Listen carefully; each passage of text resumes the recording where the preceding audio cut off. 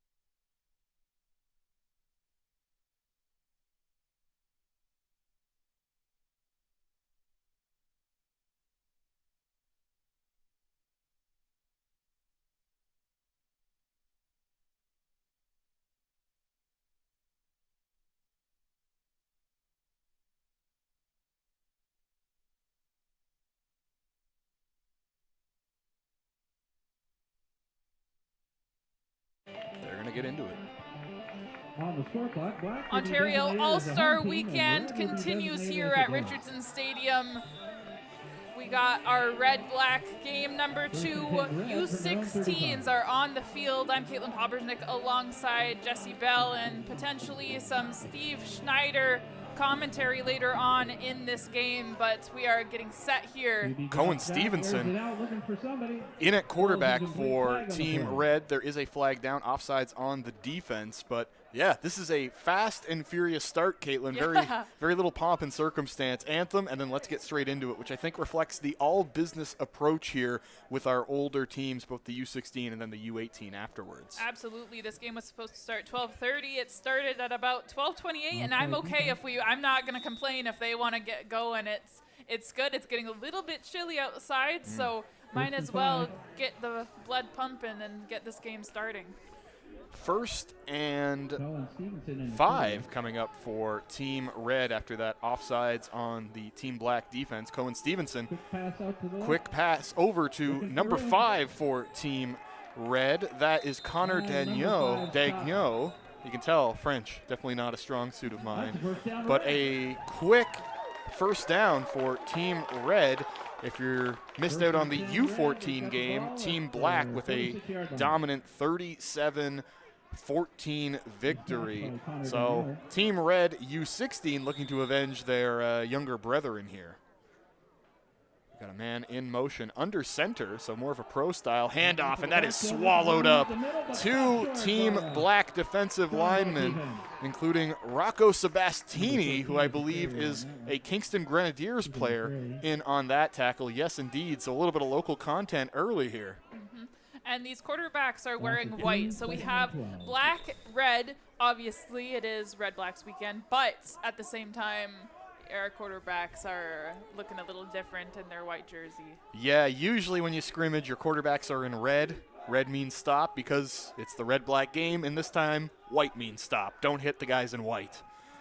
2nd and long. Cohen Stevenson's going to tuck it and run, and he's going to slide down after a good gain, but still short of first down yardage. And unlike the U14 games, Caitlin, we have some punters and kickers in this U16 game, so special teams I think is going to be an even bigger factor. Yeah, and special teams was a major factor in that U14 game already, so imagining what it'll look like as we add a little bit more spice and pep in the step for those special teams players. So definitely looking forward to seeing the progression of what the caliber of play looks like from U14 to U16 to U18 a little bit later.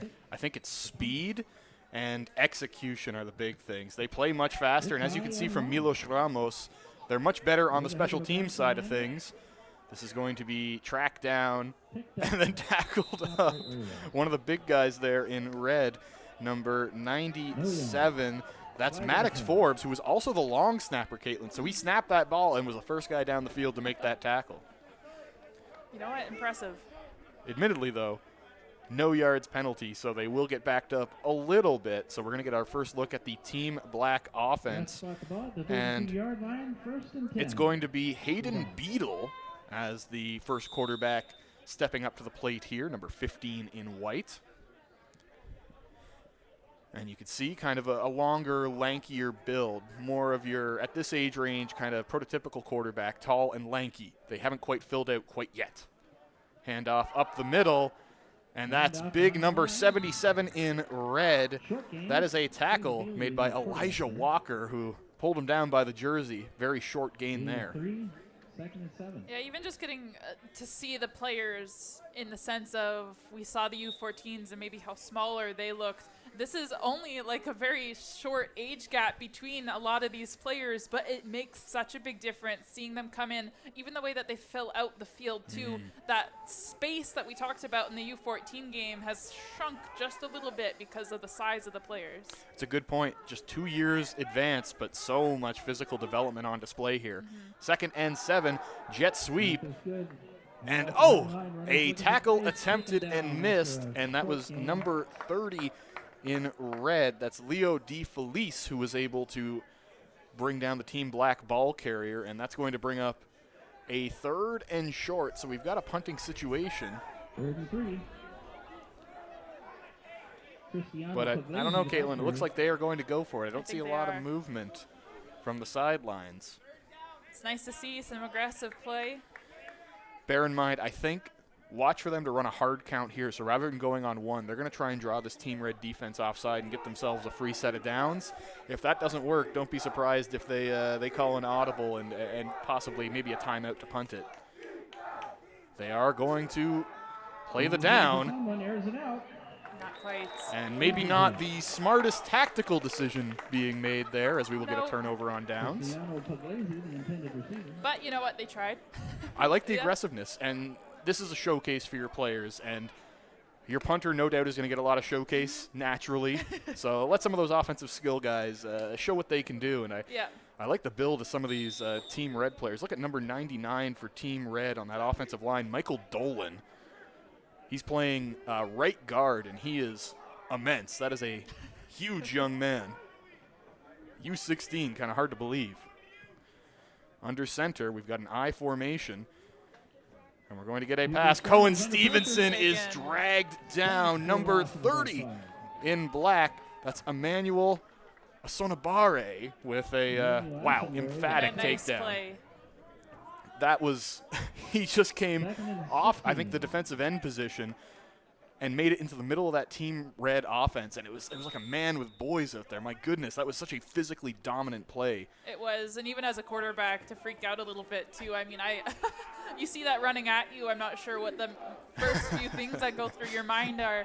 It's like just duck, cover, don't drop the ball. Fight, flight, or run. Yeah. Here we go. Under pressure again. Cohen Stevenson's pass is incomplete. That's going to get called down. Yeah, Did not have possession of that. Exactly. That's the exact right call, Caitlin. If he had maybe, and they call it a football move, you know, a couple steps with A possession. forward momentum. Exactly. Yeah. That one, he had corralled it, but not for long enough to where it's going to be ruled as a possession. We do have a flag down, worth noting. But it looks like, Nothing major. yeah, I don't. Looks like no call issued, so it's going to be a third and long, and we are going to see a punt this time around. And look for, yes, more of an angled punt. Try and pin them inside the 20.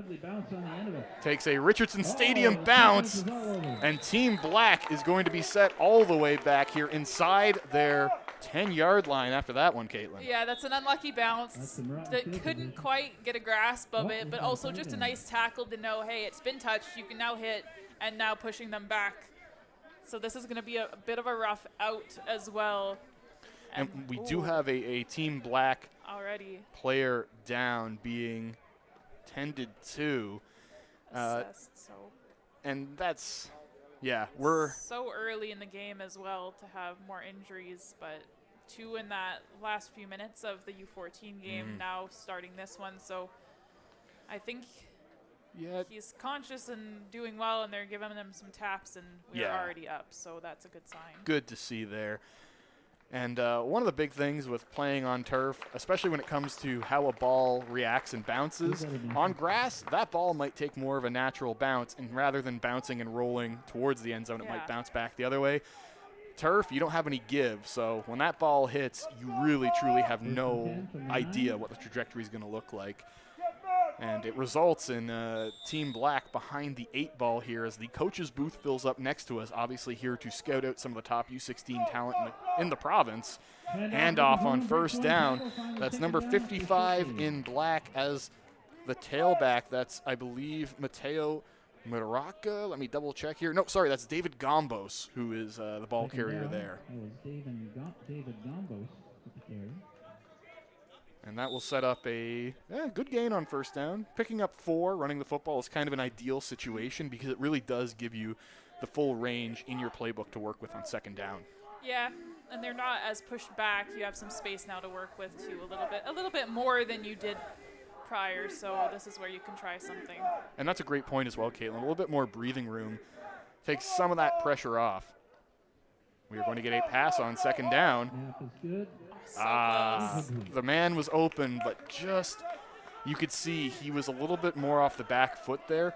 He did have the time to step into that throw, and if he had, it's very likely that's a completion and a first down. Yeah, and something I find funny that we haven't seen in our other games too is some away from the play chippiness happening between players. A little bit of aggression, you know, players that aren't necessarily in the play anymore giving each other some shoves and pushes. So interested to know. I know it's all for the love of game and everything right now, but just seeing if there's anything that happens with that maybe later down the road. But a lot more chippiness, I think, in this game than we've seen in the previous 2. It makes sense. They're really playing for a lot here. Not the best punt in the world, but it will at least get them outside of their 20-yard line as we get a number, speaking of Caitlin, a number of flags. One of them I think is unnecessary roughness. One is no yards, and I'm not sure what the third would be. But we definitely saw some high physicality play there, including a pretty firm block from Red number 57, which is Jake DeSantis. I think he might have gotten flagged on this one based on when it was thrown and where. Yeah, all at different times, too. It was one flag, and then another one behind the plays. So we'll see what they come out with. Yeah, just chaos as still a 0-0 ball game here. U16 game, Red-Black weekend. We are underway in the second of 3 fantastic football contests here at Richardson Stadium, and they are going to get knocked back to about the Team Black 39-yard line. So still good starting team field position for Team Red. Let's see if they can capitalize on it. It's been all defense so far. And that is still Cohen Stevenson as your primary quarterback, wearing the number 57, something you don't see very often. Handoff, tracked down by number 54 in black. That's Caleb Martin, the linebacker, with a good tackle there. And like you're saying, talking about some of these players, there's 90 total playing. So they're split 45-45. That'll be all 3 games today that you're going to be seeing. 90 of the best from the age category in the province. And then you're going to have a couple of quarterback rotations throughout the game for both teams, which is, it's nice. It gives everybody a chance to touch the ball a few times, and I know it's also just a lot of players all at once too, but lots of good talent. Cohen Stevenson being pursued. Oh, and nearly makes a costly mistake, almost picked off. Under pressure immediately from the blind side. We had number 81 in black. It's actually a defensive back, Avery Paglinawan, who was in pursuit there. And if he was a half step faster, may have had a sack on Cohen Stevenson. Yes. And one thing about the quarterback rotation is it's hard for you to get in a rhythm because usually it takes that whole game to really start to roll. So by having split time at quarterback, it's great to give everybody an option and a chance to show their stuff, but it makes it difficult to generate offensive chemistry and momentum. Absolutely. But you're also saying that in the sense, yes, it takes the quarterbacks maybe some time to warm up, especially at this age range, just in general when they're playing with their club teams. Never mind now that they're playing with a bunch of players that are new to them, new systems, new coaches, new everything. So it's like it's not even just a regular game where they're warming up to maybe the different type of field or the different feel of the weather, whatever the case may be in that game. This is a whole new system. So by the time you're done your shift, that's when you're feeling good, and then now you're ending. So making the best of what they can with a short amount of time. It's interesting, too, to see the 2 different offensive philosophies. Team Red doing a lot of stuff under center. Team Black operating largely out of the shotgun so far here, as David Gombos is taken down quickly by a collection of players, including, it looks like that is number 41 in red, which is the linebacker, Isaiah Uhlarek. And, yeah, I don't know. You don't see a lot of under-center stuff, so I think it's actually quite refreshing. A lot of certainly what Queens plays offensively is based out of the shotgun and even sometimes the pistol. So seeing a quarterback actually in the heat under center is kind of a lovely novelty, a throwback to college games of the past. Mind you, not what Team Black is doing. They are running more of what I would say is a traditional university offense. 2nd and long here. Pass to the flat, and that is going to be a first down catch from number, looks like, we're just 29 there, and that is Declan Martin. But no, a nice play. The extra yards after the catch, too, being able to turn to the outside and get some extra runs in, too, I feel like it's nice to see that it doesn't just end with the catch. He's able to turn, get that rotation in, and then make his way to the outside. And as a point of comparison to an earlier game, that's the kind of play that the U14 guys were struggling to make, those passing plays on the edge. Yes. A little bit more of what you'd expect here from the U16 squad. And the fact that they're able to sneak in those extra yards without having to try and run through the middle where they're getting taken down. That is dangerous, though. They're going to rule it as an incomplete. I wasn't sure if that was going to be a fumble. It looked like a toss back behind the line of scrimmage, the intended target being number 22, Caden Noble. but I believe that is going to be marked as an incomplete. That's a dangerous pass. That is a dangerous pass. It's kind of that to me is a high-risk, low-reward outcome. That's where a good way of putting it, I think. those passes, too, defensive backs love them because it's on a straight line and you're not too far back in your drop back. So you've got a chance to build some momentum, grab that ball, and if you do, it's 6 the other way. So let's see if they can build on that first down and make something happen here. It's 2nd and 10 inside their own 25-yard line. Another passing situation, flag down. Pass is complete to Martin again, who would pick up a good gain, but we are going to see. We have offsetting a flag on each side of the same general area, which makes me think possibly on the offense. 3rd and 2 or 2nd and 5, so it's on the defense, so an offsides. So we're going to get a 2nd and 5. Wow, he's got a loud voice. He does. We didn't hear a single call in the first game. That's true. Here we are, no microphone, and we can hear him all the way up in the booth. That's projection right there. That's theater training. That's what we like to see. I actually do love that. It does make life a great deal easier for us. It does. You don't have to try and guess, and if you miss the hand gesture, you at least get the voice to help back it up. So here we go. 2nd and 5 from the Team Black 30-yard line. 0 still on the board for each squad here in the U16 game. Going to get a pass situation. He's got time. But that is a great play. Number 24 in red. That's a fantastic job by Ashton Goring. Goring that ball out of the air as if it were a matador and him clad in red like a big, nasty bull. And that is going to be a punt situation, 3rd and 5, and it's all about the defense right now, Caitlin. It is all about the defense, and a good day for Ashton's, apparently. And Richardson is no stranger to an outstanding Ashton in 24, with Ashton Miller Melançon recently wrapping up his Hall of Fame caliber career for the Gales, heading out west to play for the Calgary Stampeders alongside a dear friend of mine, Stephen Capea. Yes, it was a good year for Queens and the CFL. Alike. And it turns out the NFL as well. Adding some Vegas schnaz to the Queens Gales. What do you want to call it? I was going to say a very esteemed repertoire of players playing at the next level. Nicholas Henning from Milton, Ontario, went from a walk-on, not a football player. He played basketball, converted to H-back, and then converted again to tackle. And in 2 years as the starting tackle for the Gales, not only did he earn CFL draft interest, going 2nd overall, he has signed with the Las Vegas Raiders. He is on the 90-man roster protecting 1st overall pick Fernando Mendoza. What a rise. That's what this weekend is about, writ large development, and that's something that Queens has certainly excelled at in recent seasons, as this jet sweep is going to be blown dead.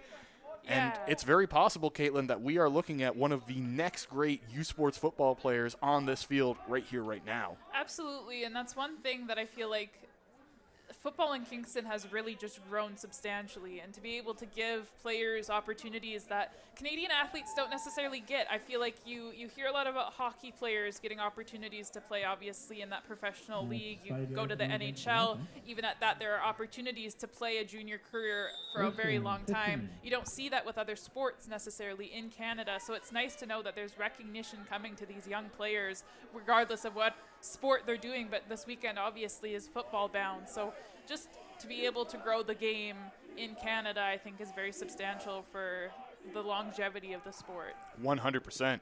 Cohen Stevenson back to work here. Beautiful ball, but about 5 yards farther than it needed to be. But I like what I see on the spiral. I like his throwing mechanics. I think he's got a nice release point, and it's a pretty quick snap, but a little too much mustard on that one. Oh, yeah. Too much condiment. Yeah, no doubt about that. And I know you're hungry. I know you've been asking about the canteen hot dogs. I get it. I had to run across the stadium to get a couple slices of pizza. It's okay. I forgot my snacks. I'm getting pity food from everybody today. Nothing wrong with that. Take it when you can get it. And if you're Team Red, you're going to take whatever you can get on offense here. 2nd and 15, final play of our first quarter of U16 football action. 0-0, still the scoreline. Cohen Stevenson looking left. He's got the man he wants. Oh, and a circus catch from number 8. That's Zayden Burgess looking like Plaxico Burris with an incredible concentration catch, falling onto his tuchus and hauling that football in. That's the end of the first quarter. Wow, being able to bring it in after you've landed. Obviously, it hit his hands. You hope he brings it in on the first attempt, but the fact that it bounces and bounces, lands on him, being able to, yes, like you said, keep your composure and make sure that you're keeping your eye on the ball to bring that in. What a beautiful play. Fantastic work, and that will bring us to the end of our first quarter of football action. Caitlin, why don't you tell some of the folks at home some of our fantastic sponsors? Oh, since you put it just so nicely, why not give Vertical Raise a little bit of a raise here. Great football programs need great support, and raising that money doesn't have to be hard. Vertical Raise is revolutionizing fundraising for sports clubs across Canada. No order forms, no collections, no deliveries, just 20 minutes of work, and your team could raise thousands. Not too bad. I feel like there's a lot of good sponsors. You get to read some, and even just saying the names out loud, I feel like is kind of cool as we get set here for the second quarter. Oh, what a tackle there. It was a fantastic run from number 6 in red, and a great tackle from number 2 in black. That's Matthias Sosa Gordon with the tackle on number 6, John Barry. And I love the sportsmanship afterwards. First off, the tackler didn't dump him. He just kind of wrapped him and waited for the whistle. And I think John Barry realized that, gave him a little dap up afterwards. Kind of like, nice play, and thank you for not throwing me on my head. Yes, dunk tackles, they make me so nervous. A nice proper tackle, and just also the sportsmanship. I know there were some chippiness happening in that first quarter, but being able to high five after. A quick pass complete along the left-hand side to number 8 in red. That's Zayden Burgess, who had that fantastic circus catch. He makes a bit more of a simple snag here and cuts it up for some solid positive momentum, but there is a penalty on Team Red, so that unfortunately will be for naught. They are going to back them up. A lot of flags here, actually. And a lot of it is it's just kind of like simple execution stuff. Mundane. Offsides, procedure, things of that nature. And we do have a new quarterback in for Team Red. Also their kicker and punter. This is Milos Ramos, number 2 in white on your screen. And even you can attribute some of those fundamental, easy stuff to clean up to the fact that they haven't played together yet. You know, you're running different systems. This is also a younger group, so attributing that to maybe the systems that are set up for this weekend could also play a factor. Oh, 100%. They haven't developed the chemistry. No. They haven't worked out the kinks. Still a lot of live rounds to deal with here. Beautiful pass from Milos Ramos, complete. That is Burgess down the sideline, number 8 in red, making a name for himself early here, but that's a beautiful corner out from Milos Ramos. Fantastic pass from that young quarterback. And Team Red, first team to make it into the red zone, fittingly enough here, threatening to put points on the board in this 0-0 U16 contest. And even another left-handed quarterback. So we had one in the U14 game.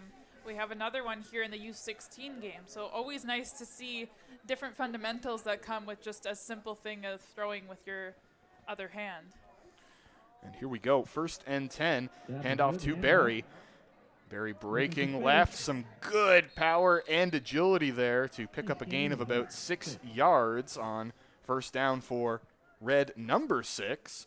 Setting up a 2nd and 4 from inside the 10-yard line. And this is kind of an ideal position for an offense because you can still pick up a first down before you enter into those goal situations. Yes. I always hated when you get like 1st and 10 from the 10 because you're putting yourself at the biggest disadvantage for a 1st and goal situation, you know? Yeah, that's a good point. And Team Red here, we've got a number of Kingston Grenadiers, speaking about growing the game locally on the field currently, which is fantastic to see. And I know the U18 game, I believe, has 3 or 4 Kingston Grenadiers on that roster, so a lot of local content today. Ramos to the end zone, but a bit of miscommunication there. He was targeting number 9, Ryder Laramie, a local football product, but unable to bring his hometown fans to their feet. Yeah, it's funny to see all the different helmets. You're basically branding where you're from with the helmet. Everyone wears the same jersey, but your helmet is where you're from. And I always love seeing that. And there's some outstanding, like the when I was playing, they were the Burlington Colts. They might have gone back to the Burlington Stampeders, but that's the white helmet with like the red pony on it. And I always thought that is one of the sharpest helmets, period. I think it looks so good. I would say anything as a fellow Stamps fan, just too, it's like you bias a little bit on that one. No, it is cool though. Like those helmets are, tell a story of just how big and how far this has grown. And we've got nobody from Team Black on the field. Interesting. All right. It was a uncontested field goal. Well, let's still add. 3 is 3, all the same. Yeah. So Team Red strikes first here with a field goal to give us a 3-0 lead. Strikes first with Okay, no no opposition. opposition. I was surprised by that. You could tell there was a sense of disbelief in my my voice there. And I have heard from head coach Steve Snyder. He will be joining us a little later on in the broadcast, and he will be with us throughout the U18 game as well. And if you know head coach Steve Snyder, tends to be a pretty quiet, private person, so getting him on a mic for a couple of hours is quite the exciting You know what? possibility. He decided that on his own as well. Big hit. Holy. A fumble leads to a massive stick by Nicholas McCole Bryan, who takes down the running back in short order. But if you're Team Black, you're happy to just get the ball back after that handoff was a bit of a cattywampus situation, losing the ball, dropping it at the feet of the runner. Quick play to recover it, but it's definitely going to put them behind the sticks here on 2nd and 12. And I'm looking to see, is that in at quarterback? That's still Hayden Beadle for Team Black, still taking the primary snaps here. Over the middle, good grab there with momentum and another, wow, fantastic hit, a tag team affair from number 23 Grady Galloway and number 36, which is Maxwell Stevenson, stopping them just shy. Yeah, oh my gosh. Are insane. A clean high-low where one was wrapping the legs, the other was finishing through the tackle. And that's going to set up a 3rd and doable. Quarterback sneak is successful, so we are going to get a fresh set of downs here. That's the thing with the U16s, they're playing faster, they're hitting harder. This is going to be a very entertaining football game.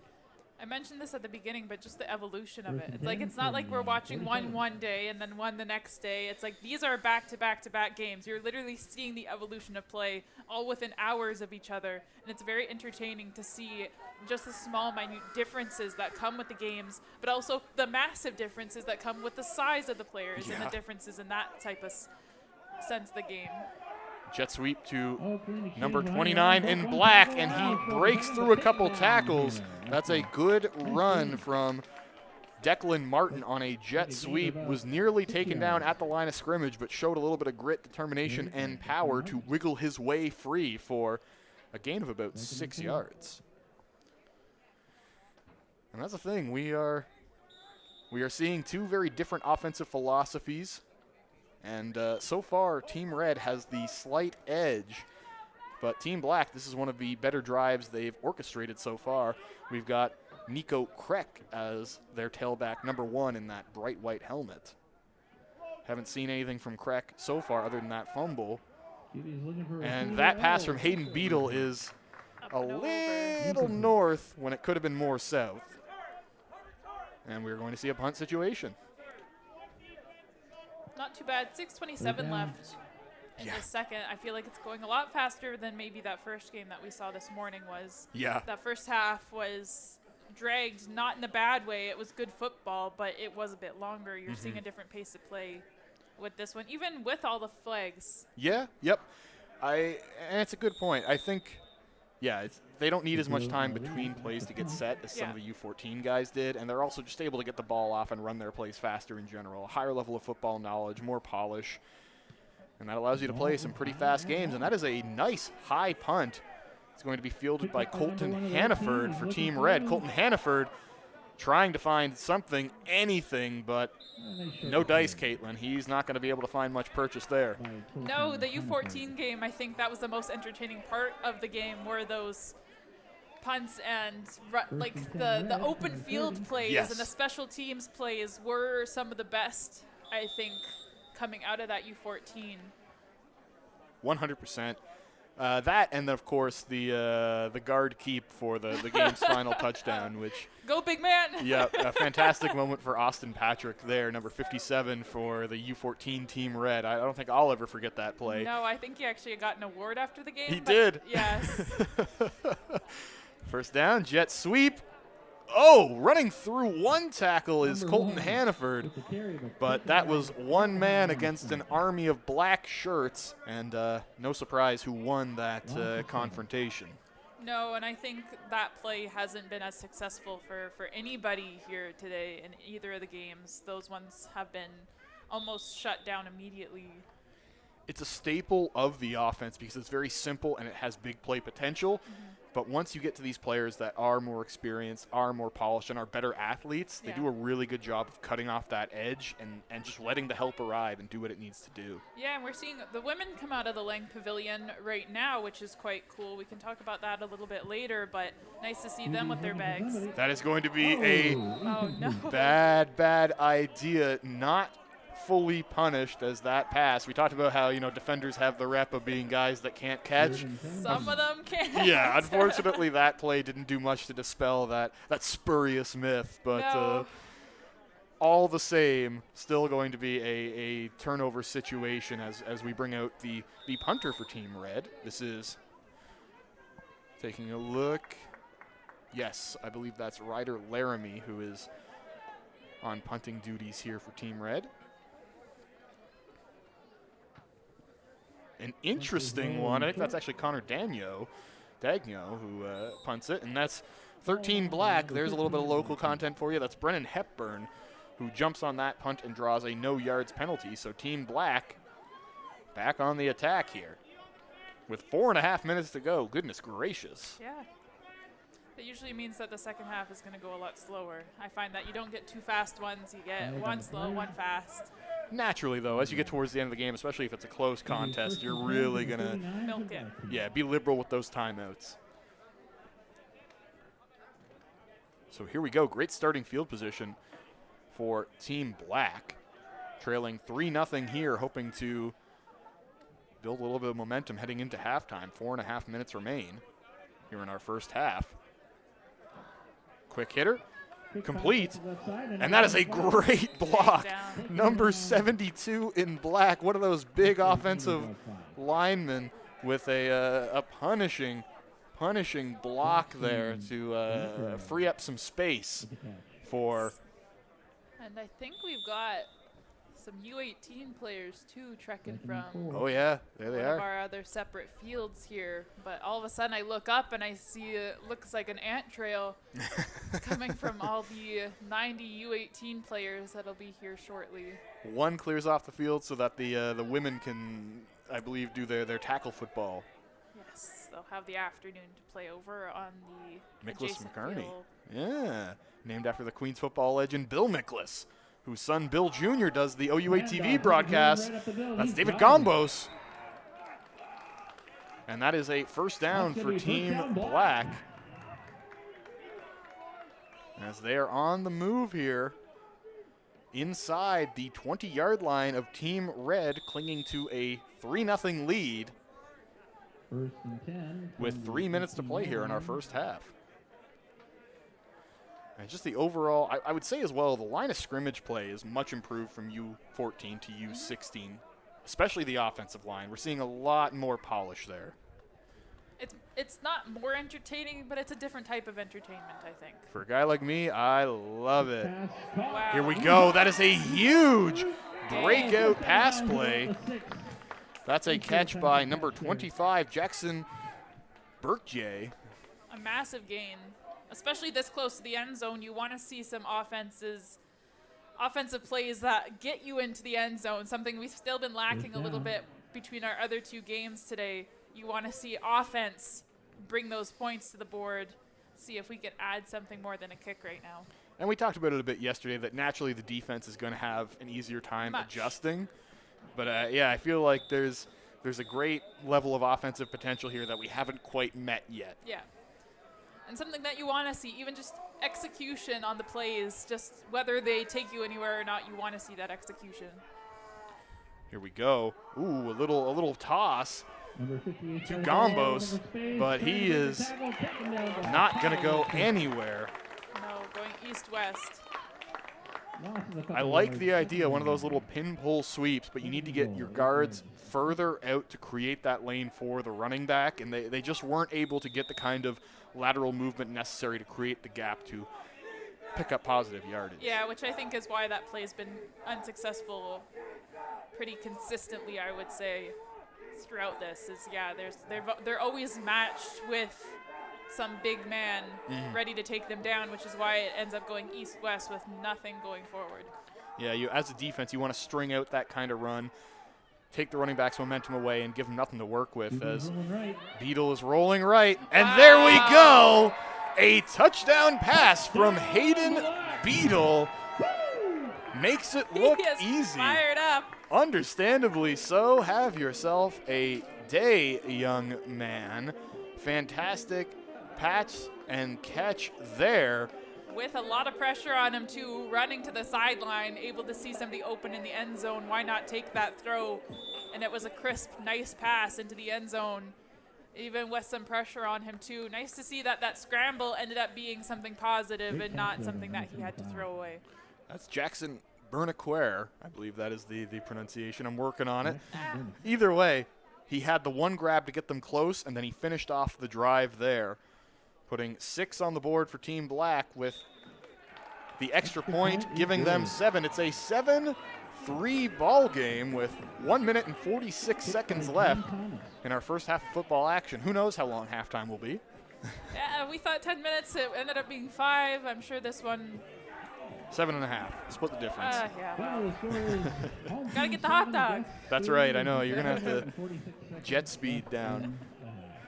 I didn't wear my running shoes today. I remedied that mistake from last night. I'm comfortable today. So we are going to see Team Red take back over here. Milos Ramos, still the quarterback to finish out what is very likely their final possession of the first half. And he has got a balanced formation, 2 receivers on each side, similar to what you see Queens run here every Saturday during the fall. And they're going to run a little pin pull sweep. And they are going to find even less success, as that is a fantastic play from number 42, Stephen Bagg. Tremendous job there to take down the tailback for a huge loss, Caitlin. That's about 7 yards.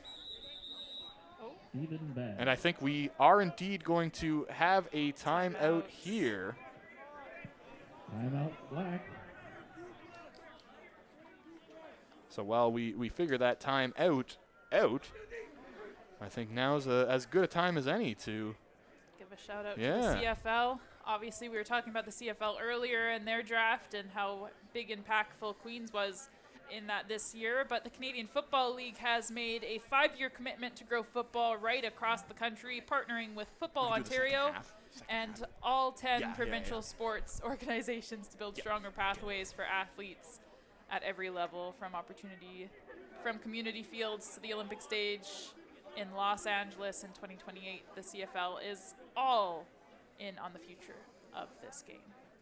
Major, and even major changes in the CFL too this coming season, so interested to see what football looks like in Canada over the summer. Yeah. And that's the thing, the addition of flag football is a really fascinating new wrinkle to the Olympics. That too. And it's like, I don't know if you've ever seen that high level of flag football, but it is really incredible stuff to witness. So football, it's really truly is more of a global game as Milos Ramos rolls out and throws a pick. A ill-advised decision there, picked off by number 24, Camden Wint. Yes, 1 red in the sea of 3 black. Not good odds. Not good odds, and clearly did not defy those odds. I like the idea in theory, and I really like Ramos's rollout. I think it gave him a great field of vision. It's just the coverage was so strong that he only really had one option outside of running the ball, and Unfortunately for him, that option was drenched in black jerseys. Yes, unsuccessful.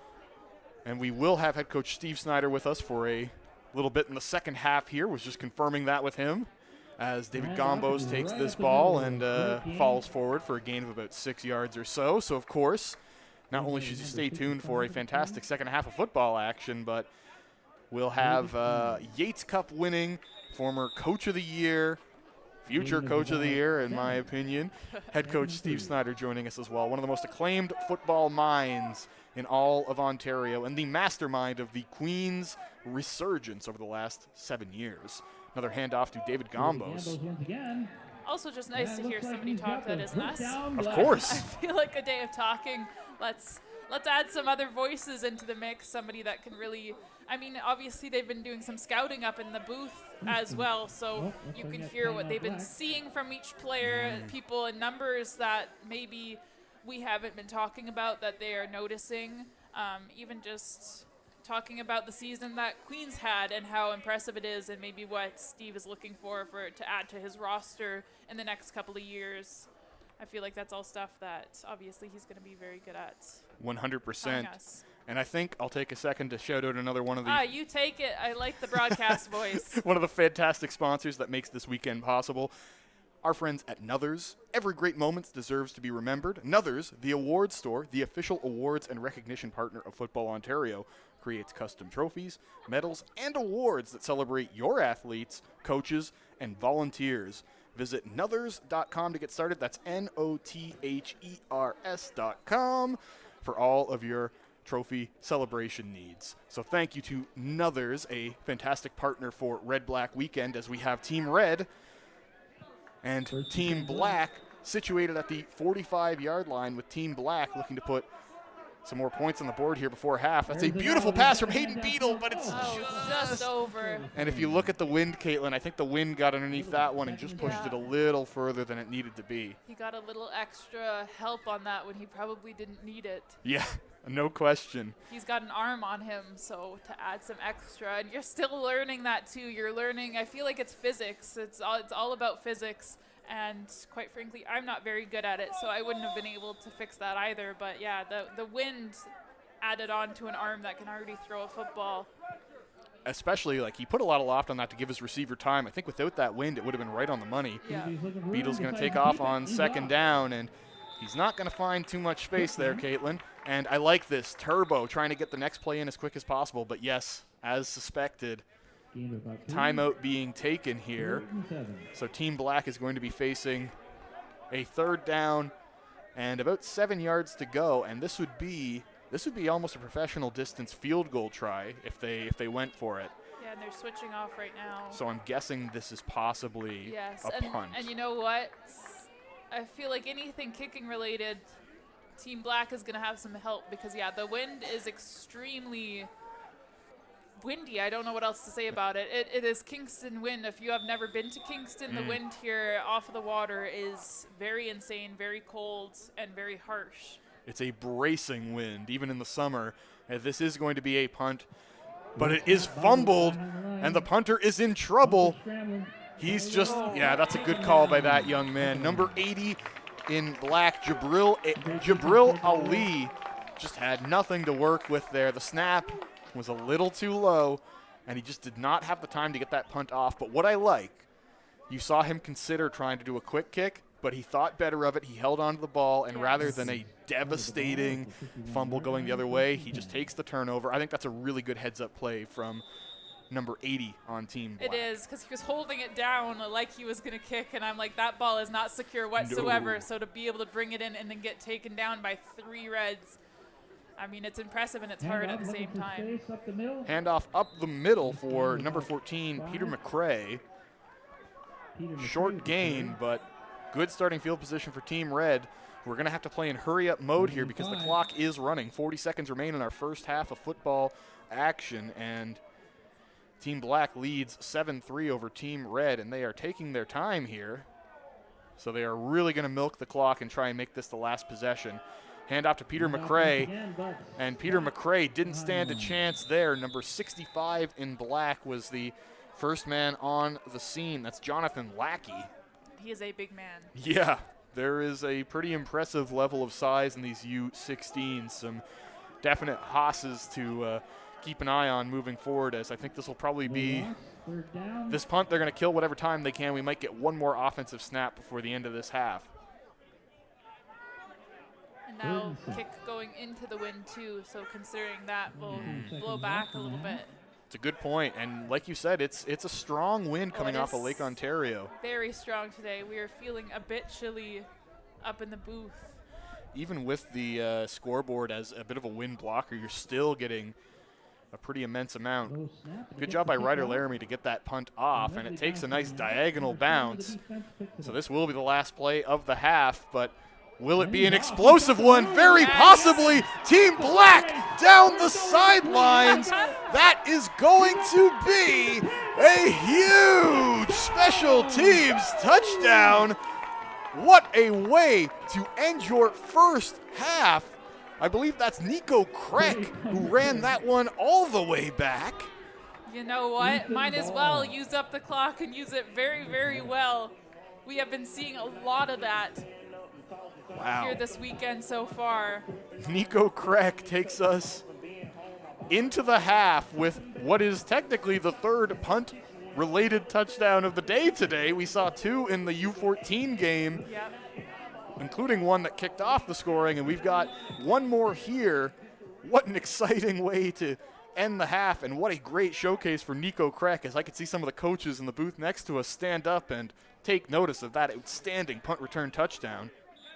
And there we go, Just Caitlin. A nice boost of confidence for the young man. No kidding. So we are going to go to the half. How long it'll be to be determined. We're keeping an eye. So could be 5, 7.5, or 10 minutes. I guess we'll find out shortly. But regardless, both Jesse and I will be back after the break with some help from Steve Schneider in one of the two quarters as well. But yes, go get a drink, go get a hot dog if you're feeling fancy as well, and we'll be back after this halftime.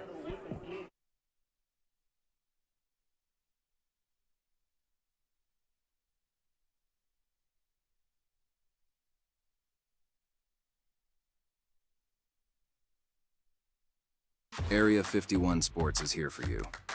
All the top quality equipment you'll need to succeed on and off the field. All to make sure you're prepared for game day. Area 51 Sports, the sports industry's best kept secret. Visit area51sports.ca today.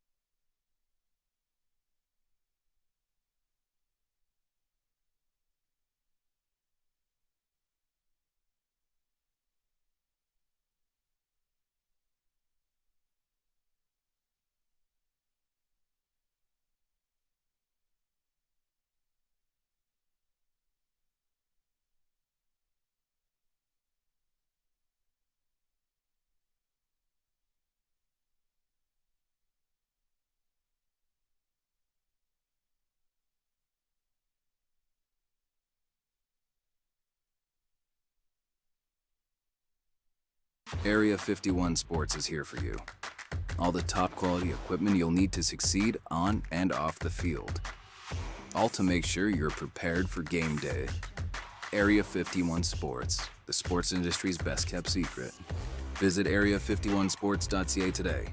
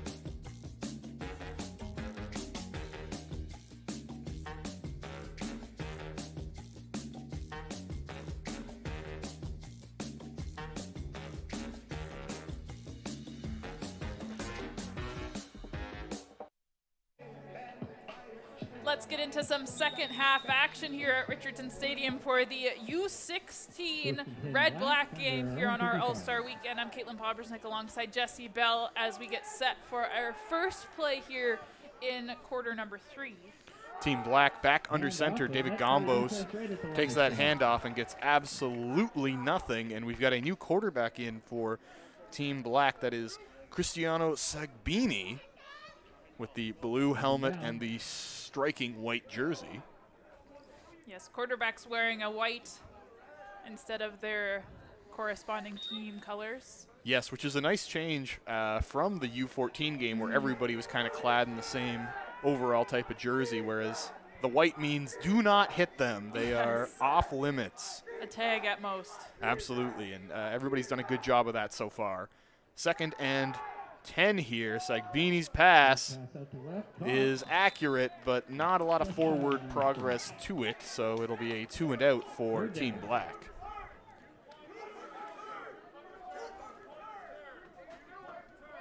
As we have got a 14-3 game, Team Black, an outstanding punt return touchdown to bring us into our halftime break, courtesy of Nico Kreck. Yeah, some great plays from Team Black here just in that first half as well.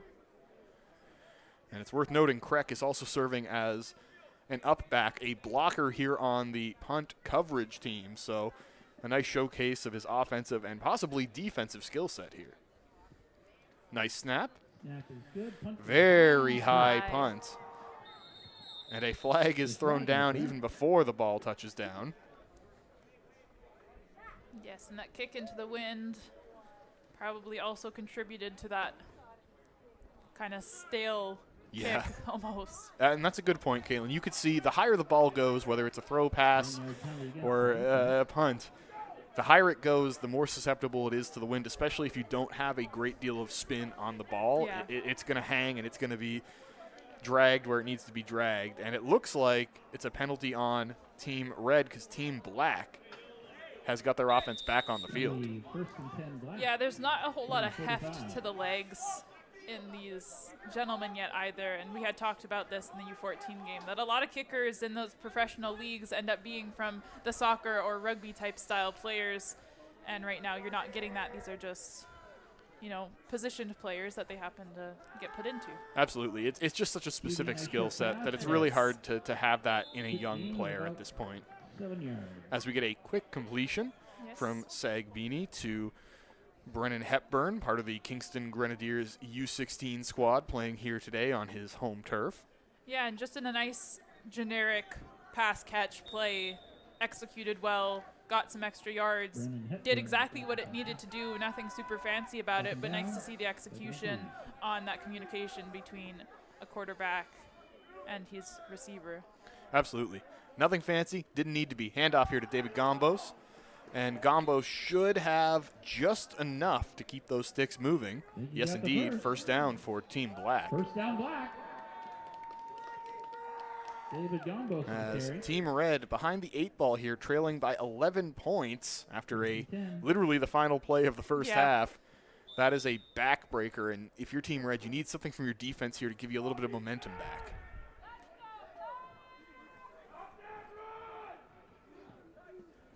So here we go, 1st and 10. Gombos in motion. We've got a quick pass here from Sagbini, and I love the handwork and the extra effort from number 12. That's Evan Stanley. What a fantastic solo play there to not just grab that ball, which was a little bit behind him, but forge his way forward for a gain of about 8 yards. Absolutely. Dug his heels in and went, you know what, if I'm going to be dragged, I'm going to drag you along with me. And it's impressive how he was able, because he caught the ball kind of behind him, how quickly he was able to turn his hips, get upfield. That is not an easy play to make. No, not when you have somebody wrapped around you. No, absolutely. 2nd and short coming up here. I formation, so a fullback in front of their primary tailback. And he's just going to follow that fullback as well as his guard and center and pick up a short gain, getting him close to first down yardage. In fact, he will have what he needs. So here we go. That's what you like to see. I feel like this is the nice fundamental football. You're doing the small things to get you those extra yards, making sure that now we can move the sticks, but you're using up the clock for a team that should be using up the clock right now, getting as many good plays as you can in between those sticks. I like to see that style of football where it's not necessarily immediate gratification for getting a touchdown right off the hop, but now you're using your offense properly to move down the field. 100%. It is simple, effective throwback football as Sagbini jaunts forward for a little quarterback keeper. And that's the thing. The I formation traces its roots, Caitlin, back to the early 1900s. It is one of the kind of, I want to say like 1930, that period of time, one of the foremost formations in the history of college football. It is one of the biggest, most often used throughout the 70s, 80s, and 90s. That was the expectation. If you were playing college and playing pro, you played out of a pro style or I formation offense. So it is a real throwback to see that here used by Team Black. You do not see it very often, especially at the college level anymore. Yeah, we move back now. Yeah, holding call, which is the right call as well. So it's going to be a 1st and 20, undoing a lot of that great offensive progress here for Team Black. Another passing situation from Sagbini. A little bit wide. Yeah, couldn't And connect short. with Evan Stanley there, but look at the frame on Evan Stanley. That is a big, tall, powerful receiver. You can see his hand size is quite impressive even from up here in the booth. We can see that as a big-bodied target for Team Black. Yeah, that's a great point. I mean, everybody looks tiny on the field when you're up here, so to see a big body, you know that if you can tell from up here that they're big, then they are actually big when you get down to the field. And look at the size difference in that solo matchup on the far side of the field, just to underscore things further. Yeah. Sagbini to his receiver in the flat, number 29. That is a nice, simple play there from Declan Martin, but well short of what they need for first down distance. Yeah, and talking about size as well, the thing about being that large as a receiver and running, you're not that fast yet. Yeah. Even if you are that big, you're probably going to get outrun, especially if you're still growing into your body and how to run properly still. So even though the matchups are a little bit smaller, the smaller guy is going to be faster than the big guy at this point. And that usually remains consistent even into college. That tends to be the trade-off, where if you're going to be a smaller frame, you better be faster than all get out. But there are, of course, exceptions to the rule, and that is a nice catch and run for number 13 for Team Red. What a return. That is Darren Walker, who Still going. gives Team Red some much needed life and improves their field position dramatically. And I love the way he attacked that ball, Caitlin. He didn't just let the punt come to him. He actively stepped into it, and his feet were set, his hips were where they needed to be so that he was able to get the best kind of get-off possible on that punt return. Special teams, man. It's been a defining story across the OSFL All-Star game and, of course, the U14 game, and we're seeing it here. U16, a punt return touchdown for Team Black, and a great punt return there for Team Red. Multiple men in motion, handoff, and some good patient running here from John Barry, who didn't have a lot to work with, but I love how he kind of planted his feet, kept them active, and just waited for that gap to open up. Yes, patience. It's a rare skill, especially for a 16-year-old in general, but doubly so in football. As the Team Red coach, very animated, encouraging his guys, telling them that's the way to come back. Well, they got to capitalize on that before it becomes a crystallized thing here. Yeah, very vocal. I like it. That's what you need at this age as well. Yeah. Another handoff to Barry. Another good run from Barry. There is a flag down, but Barry did have enough for first down. And I like what I see from Barry. Obviously very shifty, explosive athlete, but his vision has been what's impressed me most so far. Even at that, we're talking about what we can get from coaches, too. We were talking about how big refs play a part in the growth of sport. It's also the coaches that want to come out here today, too, and give that tough love. But it's like, you know, they're screaming, but they're screaming good things. So it sounds angry, but the words that they're saying are actually good. And that's also a way to, you know, motivate your guys here, especially when it's a tough weekend to be an athlete, in the mindset of knowing that you have all of Queen's staff plus other schools here watching you, you know, and it's a system that's going to push you forward to the U18s next year and then to university. So it is a big deal. 100%. There's a lot of pressure here, and that is a great, speaking of pressure, a lot of pressure from Team Black on the quarterback there. And that is going to result in a turnover, and I believe that was number 62 on Team Black, Mason Romani, who was the primary havoc creator there. And yeah, Team Red, we were saying, you know, you got to capitalize on that momentum before it's you can really say that the comeback is on. And unfortunately for Team Red, they could not build upon that outstanding punt return, and they're going to have to punt it right back. You can see a lot of miscommunications with the special teams units today, Caitlin. Understandably so. Yes, definitely. Watching guys run in at the last minute, not knowing that they were supposed to be out there. Here we go. What Beautiful a great punt. kick. Look at that. That has got Nico Kreck in a blender. And Kreck is going to be, what is he doing? Oh, Nico Kreck. Just let that one go. Yeah. I was going to say. I'm not sure he knows the full rules that come along with. If number 17 for Team Red, if Fox Theobald was onside, that's a touchdown. Otherwise, it's likely a single, but multiple flags were thrown. One referee signaled. Nico Crack is still a little bit confused. Yeah, the officials here are congressing as we speak to try and figure out if that is a touchback or a touchdown. So it definitely isn't a touchdown. We got this hand signal. Because there's a penalty on the punting team. And they are marching it real far back. So something happened in the process of that play. I wonder, is that a single? I'm waiting for the announcement because they're back at the 35, which makes me think that it's a touchback.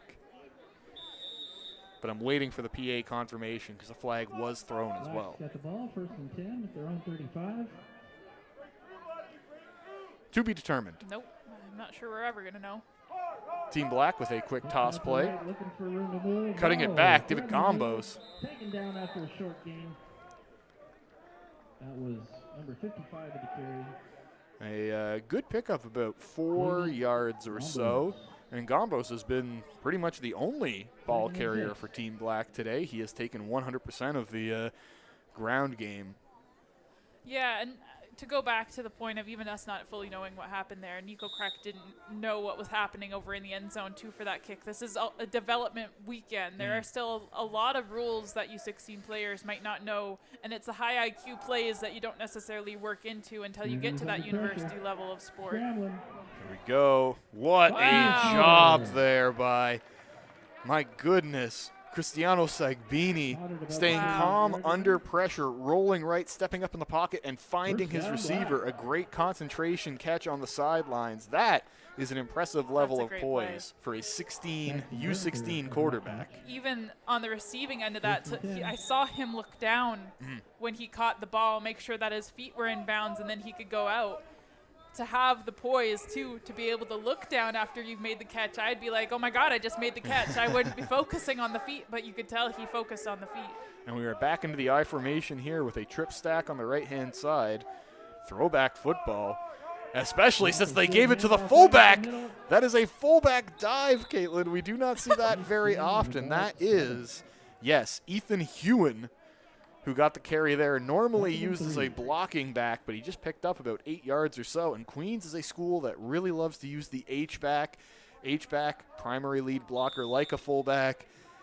I think the coaching staff are definitely keeping an eye out on Team Black's fullback, Ethan Hewen, because that translates well to what Queens likes to do here, for instance. Yeah, and you have all the recruiters here and everybody taking notes. You're looking for people that are going to fit into your style of play. And when you see that, it's nice to be reassured that it's like you don't have to teach a new style to somebody either. And Hewen again is a lead blocker, this time to David Gombos with the flag down. Another school that would definitely benefit from an experienced fullback would be, for instance, the Yates Cup finalists, the Laurier Golden Hawks, who have the fantastic Sebastian Parcelidis. Great program there, too. 100%, one of the best in the country, and Absolutely. they do a lot of really good things with a fullback and an H-back. They have such an explosive tailback in Tayshawn Jackson. The more blockers you can get in front of him, the more damage he can do. So finding somebody with that kind of experience as a lead blocker is a great thing to have. Yeah, a lot of major football programs in this province, just looking at universities. I mean, we were talking about it funny with players from Queens yesterday and how much even the rivalries can push a good sense of football, make things more competitive. First down pass by Sagbini is complete with a bit of drama to it, a little off where he wanted it to be, but still a very catchable ball, and that brings up a 2nd and 5. And yeah, Ontario, always such a consistently strong presence in U Sports football. And folks, it seems like going into the 4th quarter, we are going to indeed have a very special guest joining us. We've got about 30 seconds left in the 3rd quarter here. Team Black leading 14-3. And this has been much more of, I think, a mechanically effective football game. Not quite as many mistakes as in the U14, but also not quite as many points on the board. Beautiful grab there. That is a fantastic toe-touch grab by number 25 in black, Jackson Berniquer. And I think they're just going to let the time run. Yes, they may indeed just blow this one dead. That is going to be the end of the 3rd quarter. That means that we're now taking... I think they're going to give us one more play here. Oh, what was that whistle for then? Yeah, I'm wondering if they're going to, but it looks like they are indeed going to give us one more. So well, alrighty then. We'll hold that thought, if only momentarily, as we will get a 3rd and short here from Team Black, trying to convert and drive further into Team Red territory.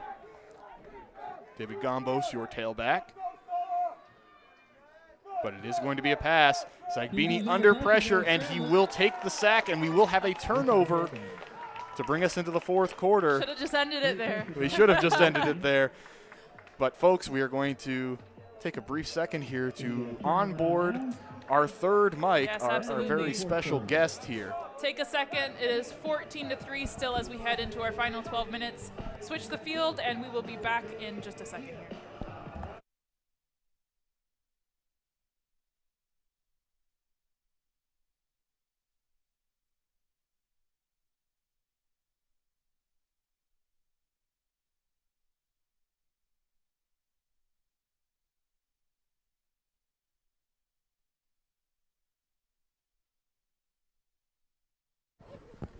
Awesome.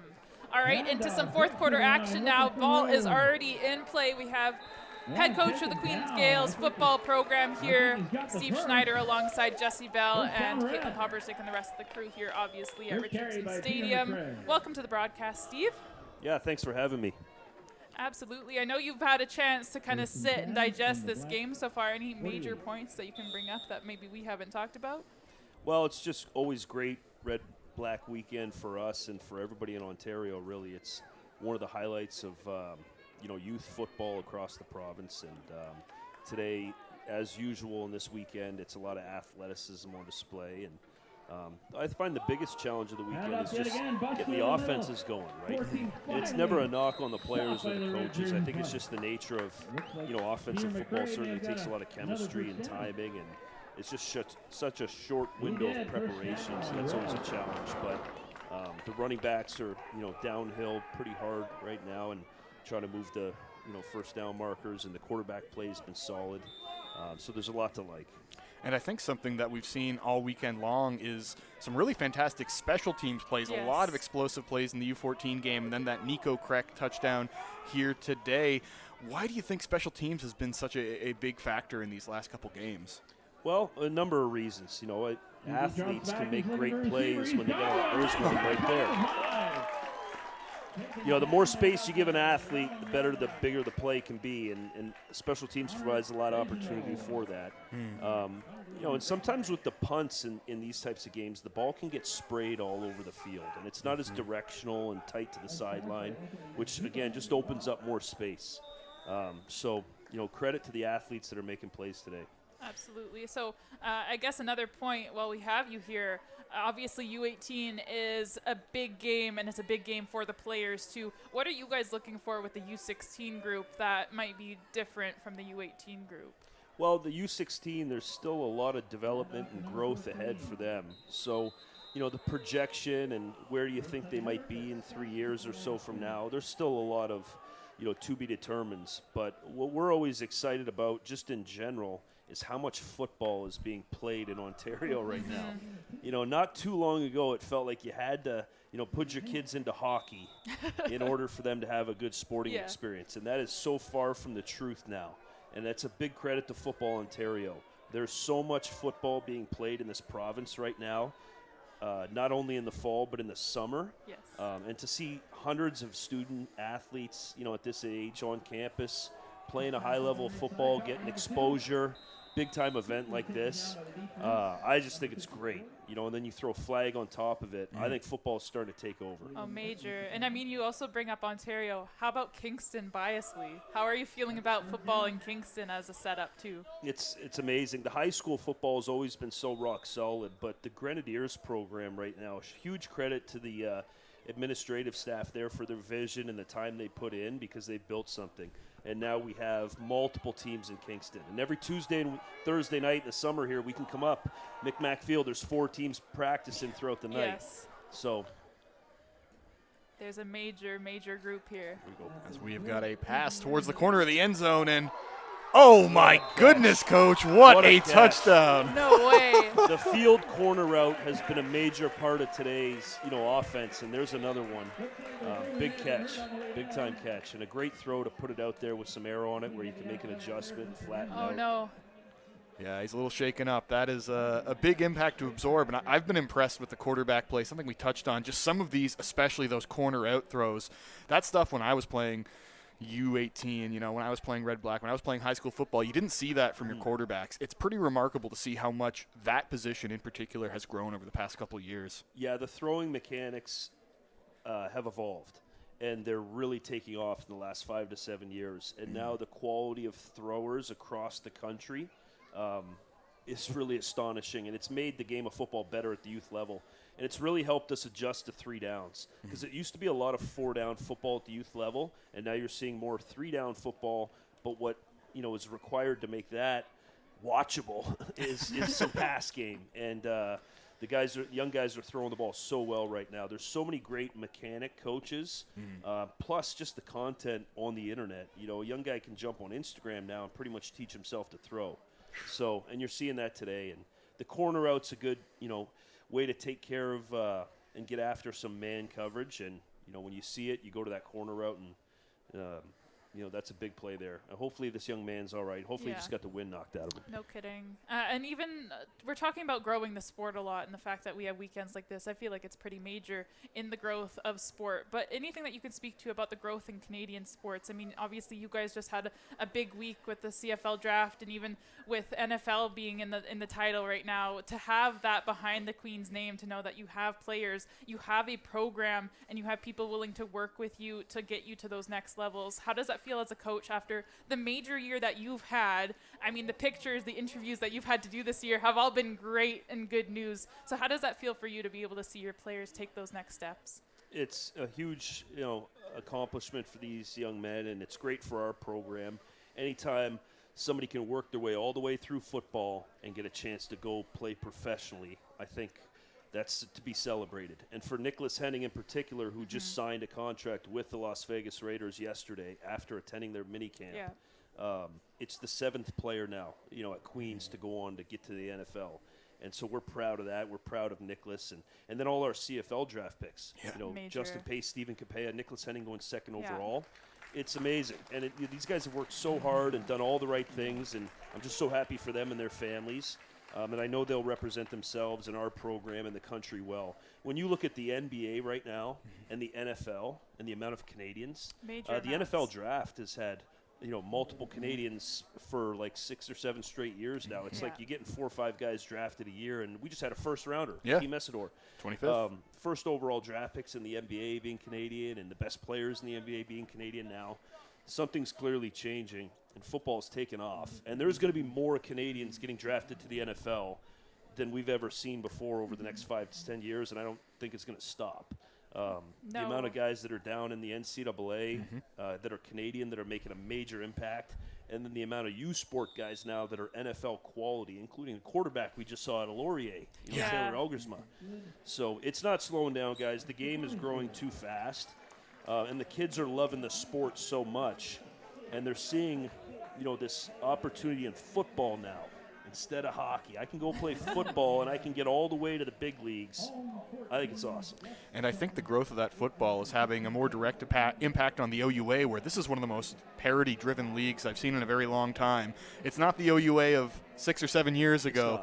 Everybody has got a pretty darn solid team, and there are a lot of teams that are going to be vying to take the Yates Cup from your Queens Gales in 2026. Yeah, and we're not defending anything. We're just going to chase a Yates Cup and a Vanier Cup this year. It's a brand new team, but it's a talented team. They're committed to Queens.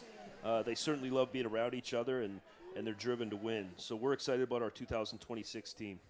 Understandably so, and we are back in action here. This is Nico Kreck, who took that punt return back at the end of the first half, and he's got a good gain on the left-hand side here. And 2026, you guys this year, I think by way of how the schedule's broken down, we also have a preseason football game coming up, which we haven't seen in a couple years here, and it's a pretty big opponent coming here to Richardson Stadium. Yeah, we're invested into preseason football. We played a great series with McGill a few years ago, going home and home with them, and now to bring a major power from the Quebec Conference in August. I think it's going to be great for our football team. It's going to give the Kingston and surrounding area an opportunity to come in early and see a great game. And I just think it'll be great for both teams. Absolutely.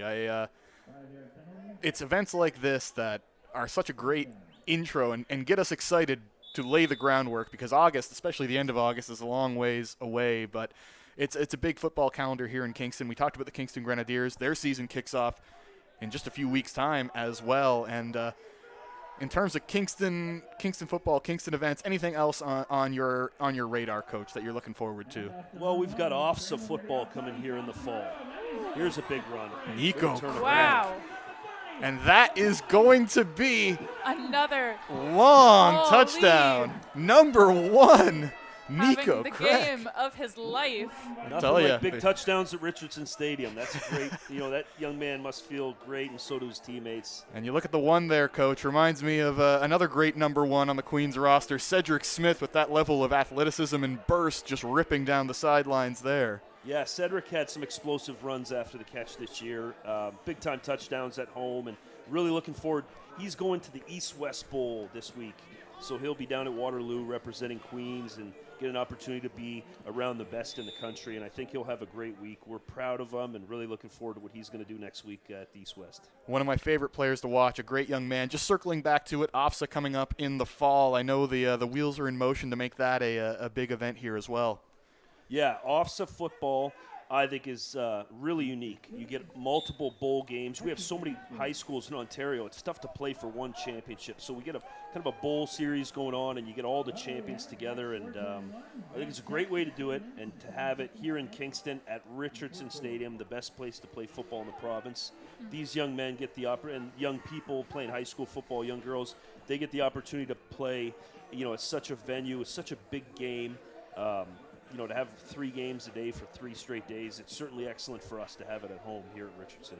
Absolutely. I mean, taking it to the States versus Canada, I feel like there's been that large gap. The time and resources that go into high school football in the States is insane. So to see that progression, going back to the progression of sport here, just being able to give kids a platform nonetheless to make them feel like, that special superstar by just playing in a field like this. How important is it to be able to rein those kids in, to give them that opportunity that, they might be watching online and seeing, Canada's football, it's growing, but we want to make it better, and giving them the space to do that. Yeah, I think it's really important that the higher-ups, we work together to create amazing atmospheres that these young people deserve. And you don't want to play all your football games at a big open field with a parking lot next to it and nobody in the stands. Eventually you want to come to the Coliseum and get an opportunity, and that's what Richardson is. So we're happy to provide that experience. A lot of these young people get to come up throughout the OSFL, the summer season, and many of them, especially in the East, will get to Kingston for a game. We hosted the championship weekend last year, so the kids from the western part of the province got to get up and play at Richardson, and then you come to RedBlack and you get to play, or the OFSA Bowls. So you hope just about everybody playing high school football or summer football over the course of their career will get an opportunity to play at Richardson at least once, because it is a really special venue that I think they'll probably remember for the rest of their life. Without a doubt. Even just being able to play on a field that it's like if they are Gales fans and they want to, be in a place that they're hoping to be in the future, I feel like that's even cool, just to, like we were talking about, the retention of people in sport. Even something as simple as knowing that they have a big game to come to at the end of their season or the beginning of their season, it might keep them in the game a little bit longer. Yeah, I think so. And for a lot of these young guys, Queens is a dream school. It's such a great university and such a great football program and such a great student experience that a lot of these guys, their dream is to play at Queens. So for them to get a taste of that here at age 15 and 16 and 17, or even the U14s here, I think it just will continue to drive a work ethic and a commitment to the game, because they're going to want to get back here and play 5-6 years here at Queens. So I think it's special to, I just hope that Richardson can continue to be the hub for Football Canada and Football Ontario, which it has been over the last few years. As it looks like we are going to get a quick break in the action. Is it a timeout? Yeah, Coach, thank you very much for taking time out to join us, and I understand you're going to be with us again throughout the U18 game. Yeah, and I'll be back for that game. We can talk a little bit. Maybe we'll talk a little bit more recruiting and things like that. But you guys are doing a fantastic job. I appreciate taking the day to do the RedBlack weekend. It's a special weekend for all of us in the football community. Well, thank you, Coach. Yes, thank you, Steve. And as we have a break in the action, let's of course give another shout out to one of the many sponsors that make this event as special as it is. And I think it's a fitting time to talk about CMHA. Being an athlete takes strength, on and off the field. Football Ontario and CMHA Ontario's Talk Today program are working together to make football communities across Ontario psychologically safer spaces for athletes, coaches, and families. Mental health matters in sport. Learn more at talktoday.ca. Thank you again to CMHA for all the fantastic work they do across this great country of ours. Absolutely, and that took us about to the 5-minute mark, and yes, he'll be back for the next game. That's the U18 game, starts at 3 o'clock. Definitely get more into the recruitment aspect, what they're looking for, stuff like that. I feel like is all interesting behind-the-scenes stuff that you don't usually get to know about. It's really rare to get a chance to pick the brain of a head football coach, especially one with a program as esteemed and successful as Queens. So, I mean, I'm really enjoying this discussion, and we've seen some fantastic work during this game as we spoke with Coach Snyder, and the athlete who made that touchdown catch in the corner. I did see him in the trainer's tent. He is being treated, but he looks like he's going to be okay, just a little shaken up with an upper body injury. Well, you made the catch. It was an incredible catch. It was a fantastic throw. I mean, you could hear Coach Snyder audibly impressed by both efforts here on the broadcast. With less than 5 minutes remaining, it is a 21-10 ball game as we've got more action here from Team Black. Quick throw out. And then a wide receiver pass. Oh, no! Very nearly a calamitous one, Caitlin, but you don't see plays like that too often. I love the idea behind that. Yes, it was risky, I think, but it's still a really cool play. It was going to the intended target. But not a bad throw for a wide receiver. Not a bad throw. So plays like that, you're hoping that when you – and they set it up. They've run that exact style of play, that quick little quick hitter to the wide receiver, like a little wide receiver swing pass. What you're hoping is that the defense will crash hard on that receiver, and that'll allow him to stop, pop, and find his target downfield. Not quite what they wanted, but still, I love the idea behind it as we get a handoff here and a very short gain on first down. And it's been a lot of, it's been all Team Black over the course of our U14 and U16 games so far this weekend. Yeah, I don't know what's up with the red jerseys, but I think Black has just been a little bit favored. Again, we'll see if that U18 game is a little bit different. Yeah, reversal of fortunes possibly, but what we can confirm is that Team Black is where it's at so far. A convincing victory in the U14 contest, and they lead here by double digits again. But we are in a punting situation. That being said, 4 minutes, 11 points, that is a doable deficit. It is doable. They'll get a chance here. Oh, I love the restraint by Team Red. Very nearly blocked it, but avoided a roughing the kicker, as we're going to get another great return here. Number 17, Fox Theobald with a good catch and run. Not but quite to the 30-yard line. I just love it. Team Red was aggressive on the block, and if they were any more aggressive, they might have drawn a roughing the kicker penalty. I just love the restraint shown to put the rush on, but not do anything beyond that. That's tough at this age. And to know and to grasp it, too, while you're doing it. We're looking at some of the U18 players out of pads, and there are some big physical specimens down there. Team Ontario, always one of the strongest in the country, and that's what these young men are ultimately hoping for, to gain the attention of not just university scouts, but earn a spot with Team Ontario. I mean, the population difference just in Ontario, too, plays a massive factor. Absolutely. I mean, one of the more, I think, is it the most populous province at this point? I would argue Toronto as a city probably carries enough. A lot of that number. You can tell that I'm not much of a geography guy. I'm more of a straightforward football guy. But Team Ontario, ever since my youth, has always been easily in the top 3 for performance. Team BC and Team Alberta are also, and Team Quebec is quite usually the very top. They take football extremely seriously there. Quebec takes a lot of their sports programs seriously. You'll get called down. Yep, sack there, registered to number 65 in black. That is Jonathan Lackey, who is also, I mean, look at the frame on Jonathan Lackey. That is a player with room for growth too. But, yeah, I mean, you get into the Albertas and the Saskatchewans, and that's when you get a lot of your butch players. So maybe not your specialty players that are as high a caliber, but you get a lot of the bigger players. I mean, the U of A has great sports programs over in the University of Alberta in Edmonton. So there's a lot of good sports programs over there, but you get into the BCs and the Albertas, and that's kind of where your hockey is too, is a lot of those programs out there are hockey based, as Steve Schneider obviously has some biases against hockey. Voice those concerns quite strongly. So yes, football, I mean, it's pads and helmets, exact same as hockey, just played on turf or grass. Also worth noting that although it's smaller in terms of population, Saskatchewan, another football powerhouse, as Queens experienced firsthand at the Mitchell Bowl in 2025. So it's really, really cool to see how much the game has grown. It's pretty exciting to see a good turnout here in the stands for, a game that is mostly outside of Kingston people participating. Because Kingston is very territorial in its sports support. So it's really nice to see a good turnout here for, a wider array of athletes. Definitely. And my dad just let me know 16 million in Ontario, 8 million in Quebec. Wow.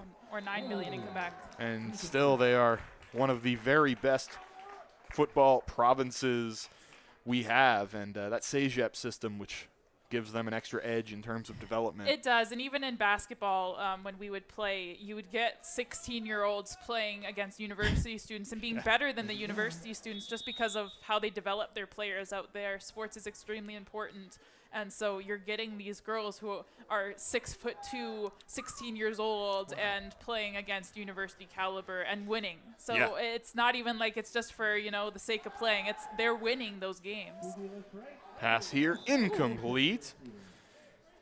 Team Red still struggling to find consistent offensive momentum. They have been undone largely by the efforts of Nico Kreck, who I feel pretty confident saying is going to be the offensive MVP of today's contest for the U16s. A punt return touchdown and that long touchdown run, the backbreakers seemingly for Team Black as they are in control here.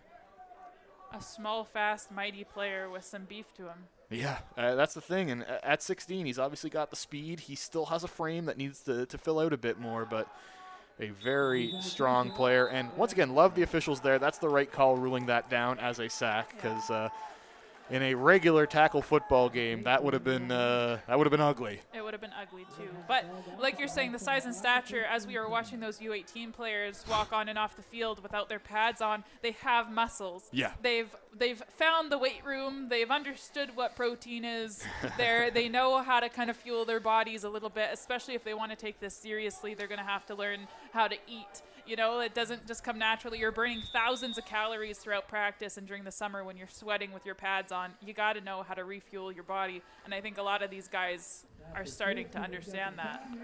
Oh, dangerous pass there over the middle in the vicinity of his receiver, but good safety play there from Team Black. Nearly took that one back with them. And, yeah, these U18s, we've been stressing it all day, but it's like we keep climbing the ladder. We're seeing more developed athletes physically and mentally. And, they're especially some of those offensive linemen are, my goodness, they have got big, wide frames, and they're already packed, but I can tell that they've got room for more. Oh, gosh, yeah. Hate to get hit by that. We can see some of them. I was just about to say. Yeah, walking around here, and they are full-grown men. There we go, pass completion. And that is a great run after the catch. Number 13 for Team Red. That's Darren Walker, who had that great punt return earlier, showing his ability and his elusiveness here as Team Red is getting some momentum going here after a completion from Cohen Stevenson. With less than 2 minutes to play, an 11-point deficit, as we do have a flag down. I believe it was short. Possibly a call on the offense, but we will find out momentarily, as we will have another, that's right, 3 games for you today. Our U18 contest coming up in shortly. Yeah, I was going to say, I think it's about 2 o'clock now. Hey, wow, this actually went a lot faster than I thought it was going to go. They had only previously scheduled half hour between each game. Now we're probably going to get 45 minutes, which I think is good for them to be able to warm up on the field. We can even maybe start a little bit earlier, which for everybody here working today, a shorter day obviously is probably what they're hoping for. Yes. Some people have been here the entire day since the crack of dawn. So True. Nice pass play there. Caught and completed to Ryder Laramie. A little bit of local sports content for you. One of the Kingston Grenadiers with a good grab. And Team Red is marching their way over midfield. A first down, courtesy of Ryder Laramie, which is also a great football name, you must admit. That's a fantastic football name, Ryder Laramie. my brain wants to call him Jeremy, but you know what? Let's get unique. Jeremy Laramie. Like he's a cartoon bear in a town. Absolutely. You wouldn't forget the name. That's true. Don't forget it anyways. It's already quite distinct. Yeah. Incomplete pass there with about a minute and 10 seconds remaining here in our fourth and final quarter of U16 football action. Yeah, that is the one thing that we both get to do in our jobs and calling games across Kingston, seeing all the fun names that come out of it, and even coming up with ways to remember certain names so you don't have to look down at your paper. But yeah, definitely some fun ones. I'm excited to for the Carleton game, and we play Megawatt Nero Giro, who is a Carleton player. That is a pick, and oh my goodness, we've got a reservation for 6. See ya! Touchdown for number 21. That is Caden Robinson, adding one more for good measure. Nail in the coffin. Yup. That's going to do it. That is unquestionably the closer in today's U16 contest. Team Black running one all the way back as Team Red left frustrated again. What a play from Caden Robinson. Not the biggest player on the field, but he made a gigantic play there. Yeah, some players that we haven't necessarily even been talking about too much, sneaking out, doing the big deal. Last game was also our big man getting that touchdown at the end of the game. You know, it's players that don't necessarily get a lot of rep. But here we are. And once again, what a great time to do it on a showcase like this. Absolutely. Sometimes it just takes one play. Yeah, it's really true. Like if you are, especially if you play kind of a more underrated position, if you get that big moment in the spotlight, that can be the difference between making a team and not, quite honestly. Showing that you can catch as a defender. Not just catch, but that was quite the run as well. It was never in doubt. As soon as he secured that interception, we knew it was 6 the other way. And it's a commanding lead, and as you so aptly mimed, that is the nail in the coffin. This game, although there's a minute left, it is effectively over thanks to that pick 6. I would agree. And you know what? That's all right. Again, this is not necessarily about the score. It's about the players and how they're doing collectively and what the coaches and scouts, as Steve had brought up, of just being able to see the development and the progress of these guys. And we are going to see how Team Red handles this kind of adversity here with less than a minute left and certainly feeling insurmountable lead. Let's see what these young men can create here as Cohen Stevenson rolls out. Great job there by number 9 in the black jersey. That's Miles Bell, no relation, with a great PBU, knocking that ball out of the receiver's hands on the sidelines. Great play there from a defensive back. And I think it's interesting as well, we aren't just seeing Summer League helmets, but that gold and red with the N is Nelson Lords, which is one of the top kind of public schools that turn out a lot of talent for the U Sports level. I know Queens has no shortage of players from that area, so seeing that helmet here on the field is also quite interesting for me. Shows the depth. Yeah. Totally shows the depth of today. And interesting. This is another offensive lineman play. Another big man. In. Oh my gosh. That is hilarious. So I had a feeling when they lined up in I formation, because we haven't really seen a lot of that from them. And that is another, I believe, guard keep. This one going to Luke Van Bussel, who picks flexing up on the play afterward, too, making sure everybody knows what he just did. Oh, my gosh. I love it. That is a first down, courtesy of number 91, Luke Van Bussel. Absolutely. You just know that car ride home is going to be extremely entertaining. Absolutely. And nice hands. yeah, not quite as pretty a play there. But the second time, you know what? It's very strange to me that we've seen 2 guard keeps today. Mm-hmm. That is a play I have literally not seen in 15 years, and I've seen it twice in a row now.